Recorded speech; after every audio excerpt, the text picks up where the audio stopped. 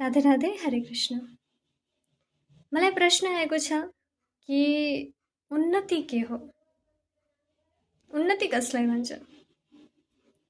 एउटा हुन्छ सांसारिक उन्नति, जब व्यक्तिले धन सञ्चय गर्छ, पद प्रतिष्ठा प्राप्त गर्छ। तर अर्को हुन्छ सन्तोष, जब व्यक्तिमा सन्तोष र शान्ति हुन्छ, त्यो अर्को उन्नति भयो।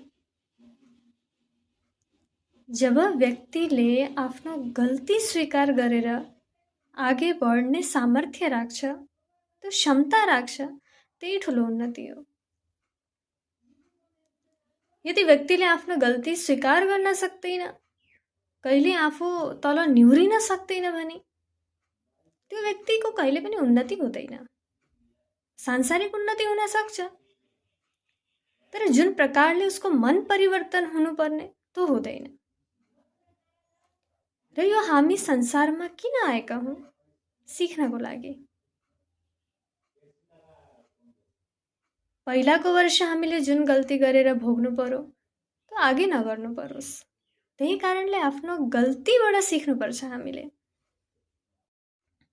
यदि व्यक्तिले आफ्नो भूल स्वीकार गरेर आफूलाई परिवर्तन गर्ने प्रयास गर्छ भने त्यही नै उन्नतिको ठुलो लक्षण हो।